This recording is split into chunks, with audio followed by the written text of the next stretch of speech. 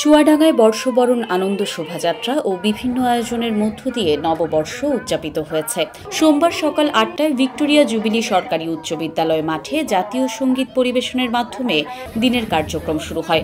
এরপর একই স্থান থেকে চুয়াডাঙ্গা জেলা প্রশাসক মোহাম্মদ জহিরুল ইসলাম ও পুলিশ সুপার খন্দকার গোলাম মওলার নেতৃত্বে বর্ষবরণ আনন্দ শোভাযাত্রা শুরু হয়ে চুয়াডাঙ্গা শহর প্রদক্ষিণ শেষে চুয়াডাঙ্গা সরকারি কলেজে এসে শেষ হয়।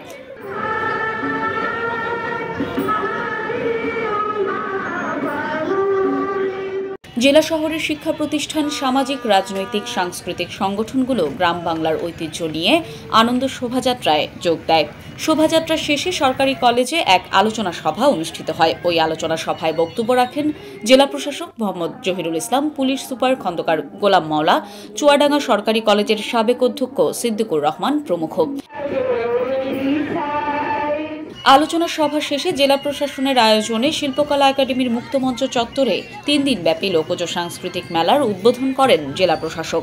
মেলায় গ্রামীণ ঐতিহ্যের রকমারি খাবার, মৃৎশিল্প, পোশাক শোভা পায়।